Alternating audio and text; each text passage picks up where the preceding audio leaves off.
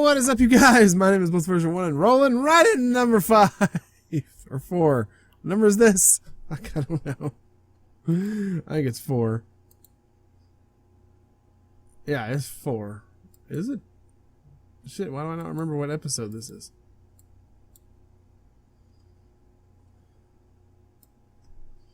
It's 4. Okay, it's 4. Sorry, doing 4 videos back to back to back is exhausting.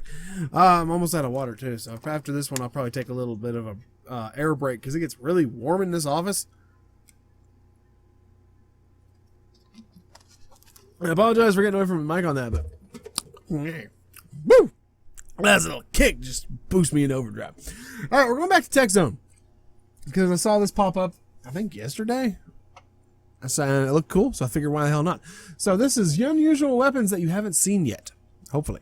Unless you guys have already watched this video, and then I'm just wasting everybody's time. But I haven't watched it yet, so feel free to call me a dork or something like that. Anyway, without further ado, here we go. Oh, baby.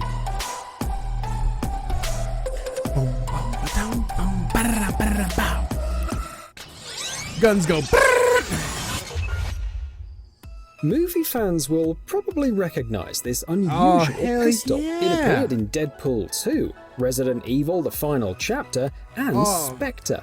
It actually consists of 2 M1911 pistols built in a single frame side by side by the experts at Arsenal Firearms. The gun took 6 months to create and was first shown in 2012. Alright, so it does actually shoot 2 bullets at once? It has 2 magazines for 8 rounds each, attached to a common base.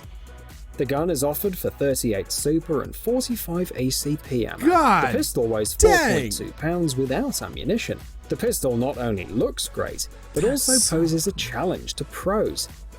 In 2015, master speed shooter Jerry McCulloch took 2 of these pistols and fired 20 times in 1.5 seconds.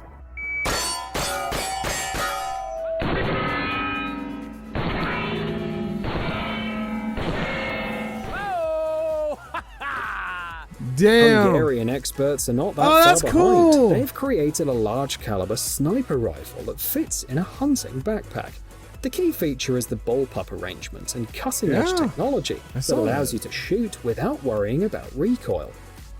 The rifle measures 34 inches long in the firing position and 37 in the carry position. It weighs only 25 pounds without ammunition. But that is not a big thanks to the use of aluminium and plastic. For a rifle the basic that cartridge dope? is 12.7 by 99 millimeters, but the barrel can be modified to use 12.7 by 108 millimeters. Despite its modest size, this rifle is perfect for eliminating troops and lightly armored targets. For example, it's capable of penetrating helicopter armor at a distance of up to 1,968.5 feet, and the maximum range of fire is 5,249 feet. Oh,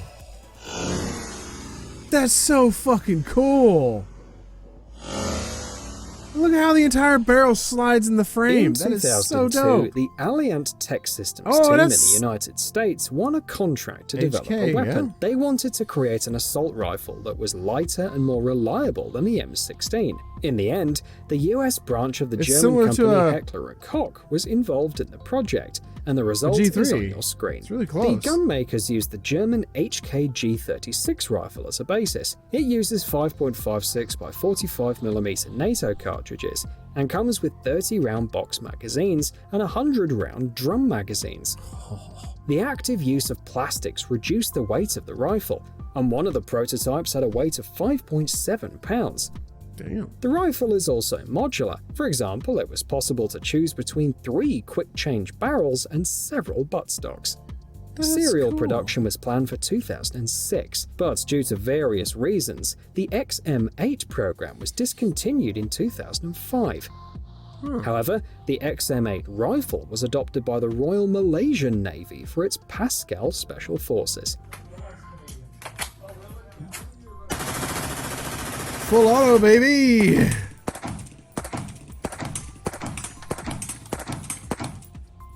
Damn. The German team of weapon experts Rheinmetall offers a whole family of combat modules for a wide range of equipment. Rheinmetall has that's cool. already sold more than 1,000 units to the French, Canadian, and Belgian armies. Installation can be carried out on virtually any vehicle. So The cool. weight of the compact Field Ranger light version is only 165 pounds. The company not also bad. offers a range of unmanned vehicles, on which Field Ranger modules are already mounted. The multi-version can be equipped with additional weapons such as a large caliber machine gun, a 40mm automatic grenade launcher, or, as you can see, a rocket launcher. The module you see now autonomously detected the target at a Surface-to-air distance of missile fire. 2.5 miles, asked the operator for permission, and engaged it with a 70mm rocket. God damn. And from the sky, it just looks like a moving bush. On your screen is a compact bullpup pistol for 22 LR It's a cartridges. bullpup? Leaping a bit ahead, the design was not very reliable, so it failed in sales. Makes But the sense. curious engineering work is definitely worth mentioning. The bolt is located inside the frame, but reloading is done from the outside. The trick is in the two cocking handles, located above the muzzle. It's worth talking about them in detail. The first one is called the zip load. If you press it, the bolt grabs the first cartridge in the magazine. When you remove your finger from the bolt, the cartridge ends up in the chamber. The second is the zip restrike. When pressed, the firing pin is cocked without pulling the cartridge out of the magazine. This function is useful in case of a misfire. The weight of the gun is about a pound, and its length is 7.3 inches. And one of the main features is the customization options. The gun can be equipped with upgrades and mounted on another gun.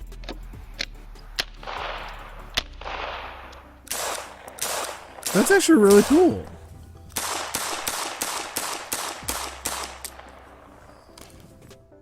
Warface fans have already figured out what we're going to talk about. This is the Israeli Gilboa Snake automatic rifle. The manufacturers tried to accomplish two tasks at the same time: to make it more compact whilst increasing its firepower. Damn. And they succeeded, although the weapon turned out to be quite unusual. Instead of overthinking it with new ammunition options, magazines and so on, the creators took the AR-15 platform and modified it, adding a second barrel and changing the technical characteristics of the weapon. The rifle is still compatible with 5.56 by 45mm NATO cartridges, but thanks to the short barrels, removable stock and other solutions, the weapon's now more compact. The overall length of the rifle is 31 inches, while the weight without the magazines is about 11 pounds. The weapon was first introduced in 2012. A gun requiring triangular cartridges. This is exactly the type of weapon. Holy shit, that gun's real? They put that in H3 and I dicked with it. I messed with that gun in H3. That pistol's real? I thought it was something from a game. That American inventor David Dardick patented in 1954. He tried to crossbreed a pistol and a revolver, combining the advantages of both in a compact body with a minimum of moving parts. The most interesting part of the design is the cartridge. It's known as the tround, combining the words triangle and round. The polymer casing has a triangular shape in transverse cross-section with rounded corners and sides, and the bullet was fully sunk in the case. Two calibers were created, the 22 and the 38 Dardick, and 3 gun versions were available: the 10-round Model 1100, the 11 or 15-round Model 1500, and the 20-round Model 2000, double action as well, which never came to fruition. Dardick also tried to adapt the ammunition to automatic weapons and even to rapid-fire aviation guns. Unfortunately, the system as a whole was not very successful, as the cartridges frequently cracked and were impossible to reload on their own, so the idea never became popular. Okay, so the pistol, because there is an automatic in H3 and it looks similar to the pistol does, but so basically that is the what doesn't exist. But the pistol itself exists. When I first saw that gun, I thought it was goofy looking because you just saw it there. You know, yeah, see, look at that. That's a goofy looking ass pistol. But it's actually pretty damn accurate from when I was playing with it in the game. But if it has problems, stuff like that, then obviously they're going to make it work better in a video game than they do in real life. And even to rapid-fire aviation guns. Unfortunately, the system as a whole was not very successful, as the cartridges frequently cracked and were impossible to reload on their own, so the idea never became popular. Makes sense. In the early 1960s, US Gyro Jet? experts at MB Associates set themselves a goal to make a highly effective, low-noise weapon. Their ideas were implemented in a rocket gun known as the Gyro Jet. The weapon is in fact a mini rocket launcher that uses small rockets as ammunition, and it was a very quiet weapon too. Only a hiss was heard when firing, but accuracy was disappointing. At 328 feet, the manufacturer promised a dispersion of about 7 to 10 feet. At the same time, the gun was notorious for misfiring frequently. Even under ideal conditions, there was at least one misfire for every 100 rounds. The US government put an end to this. In 1968, the civilian sector banned cartridges larger than 12mm caliber, and the Gyro Jet used 13 by 50mm ammunition. The change in caliber proved too costly for the company, which eventually discontinued production. Huh, well, Shane, that's a Another pretty cool interesting idea. solution from the United States, a pistol for PMR? 22 WMR Rimfire cartridges. Designed for the civilian market, it's suitable for target practice and small game hunting. Due to the low power cartridges, it's also suitable for self-defense, as the recoil is much lower. The gun weighs 13.5 ounces without the magazine, and it's 7.9 inches long. The magazine latch, trigger, safety lever, case and frame are made of polymer. Wow. The frame is assembled from two pieces, secured with socket head bolts and nuts. Overall, the PMR-30 is a simple and lightweight pistol, which can be used for rapid firing thanks to its high-capacity magazine. That's pretty cool.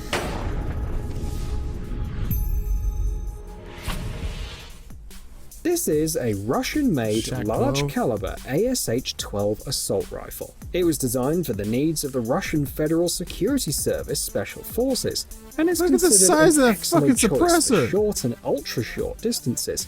The weapon features a bullpup layout and weighs 11.5 pounds without a silencer.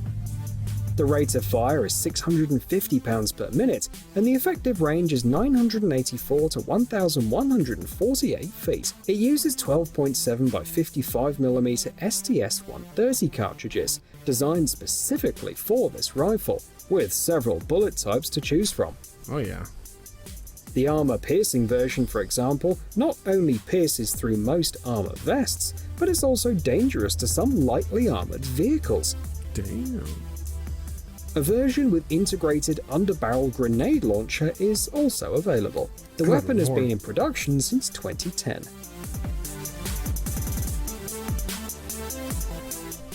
A nice surprise for the fans of the Alien franchise. On the screen, you can see the Armat M41A Pulse Rifle, one of the most recognizable sci-fi weapons since 1986. In Terminator 3, for example, it is on the TX Robots list of weapons. The weapon was personally designed by James Cameron and assembled by British specialists Simon Atherton and Andrew Fletcher. The design incorporates parts from real weapons, including a Thompson M1A1 submachine gun, a Heckler & Koch MP5 submachine gun, and a Remington 870 rifle. The housing was designed by a car body manufacturer, so the final version was quite heavy. Therefore, it was necessary to make a lighter version to spare the actors unnecessary effort. After the filming, almost all of the copies were disassembled. However, That makes perfect at least sense, because it's actually highly illegal to Frankenstein guns like that, or at least it used to be in America, because I can say this now because my grandfather has passed away for a while. He used to do the same damn thing. He'd take guns and put them together and try and make a new gun.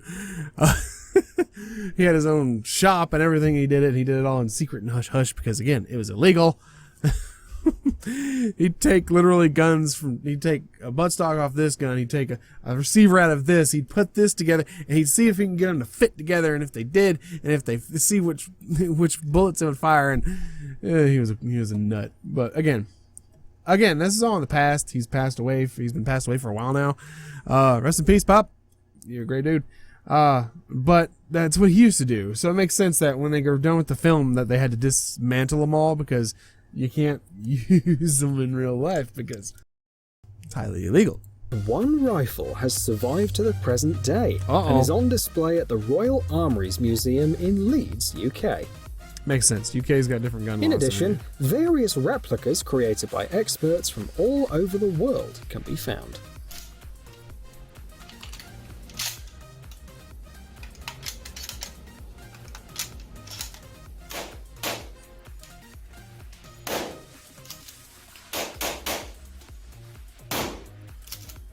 So dope. Our selection continues with the OSS30 Flare gun. It was designed for special 12-gauge flares. Night and day versions were produced as well. However, the gun can also be loaded with lead pellets if the owner prefers. Yeah. The gun is an evolution of an earlier model from 1926. The most important changes are the introduction of a cylindrical coil spring, the change of the grip angle, and simplification, which made the gun cheaper and more reliable. The unloaded weight of the gun is approximately 2.4 pounds, and its length is 9.8 inches. Many copies were produced back in its time, and now you can easily find it online. The price ranges from $700 to $800. For an old school flare gun, that's not bad. It can be modified to use actual use an actual 12-gauge buckshot. Really, according to H3, you can actually load... Here's what you can do with a Kalashnikov if you have time, money, and creativity. The Double Star Zombie X AK-47 model looks more like a weapon from a video game. It has a built-in electric chainsaw. The rifle is intended to repel zombie attacks. They got that idea from Gears. The apocalypse theme has been popular for years. It has even made it to the SHOT Show, the world's largest trade show for hunting and shooting equipment. That's really the team cool. promised to release a small series at a price of about $1,500, but the website is currently inactive. Again, makes sense. Because you Frankenstein a gun, so... That chainsaw looks and sounds like a toy. It'd be much cooler if there was a real gas chainsaw, muses one user. What do you think?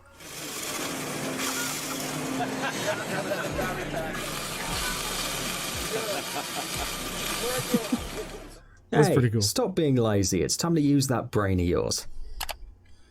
But I don't like using my brain. Are you done? Yeah, you're done. Alright, so that's going to do it for this episode. That's really cool. But like I said, I'm not really what you would classify as a gun nut. I like guns in video games. In real life, there's nothing much more satisfying than a nice cold steel blade. But, like I say, you got to evolve with the times. So, I mean, I'd love to be able to shoot eventually. I can't do that right now because of the circumstances. But when I can, trust me, we'll be having a range video because that's just going to be tons of fun. There's some target practice. But it'll be so fun and stuff like that. But I'm thinking about, my brother has been wanting to take me axe throwing. I don't know if I want to do that because I've been practicing knife throwing, but it's a completely different concept than axe throwing. I mean, can I bring my knives? Can I throw some knives around? That'd be pretty cool. But again, my throwing knives aren't very balanced and very good. They're mainly for show and to look. They look cool and they're like from Naruto and stuff like that. But you know, I don't really get out much with them and I don't really practice as much as I should. But I've been watching a guy on YouTube that throws knives and been kind of practicing. You can practice all kinds of stuff: screwdrivers, flats, all kinds of cool shit. But, you know, big ass nails, you can use those too. It's really cool. But that's going to do it for this episode. Thank you guys so much for watching. If you guys want to go check out TechZone, they will be in the description down below. If you guys, which one of these was your favorite gun? I'd have to say my favorite one out of all of this would be, I mean, other than the Dardic actually existing, it'd probably be the, was it the Remington? No, the HK. The HK would probably be my favorite one. I don't know. That Linux was fucking dope as hell. But that is going to do it for this episode. If you guys liked it, feel free to hit the thumbs up button. If you guys, like I say, want to go check them out, be in the description. If you guys want to see me react to anything specific, feel free to put it in the comments down below. If you guys don't put it, I won't know what to react to. So, you guys can't complain that I didn't react to what you wanted to react to. Also, there's some videos that people have asked me to watch. And also, I did see someone's comment about something, like, about the Death Note thing. I'll get into that in a readings your comments video, which I had planned on doing. But so far, only one person has said it, and I won't be able to make a full video out of one comment. So feel free to give me questions, you guys. If you guys give me some really good ones, I'll definitely incorporate them into a reading your comments type of thing and give you guys some really cool answers. So that being said, though, thank you guys so much for watching, and as always, I'll see you in the next one. Hey, and peace. What's up?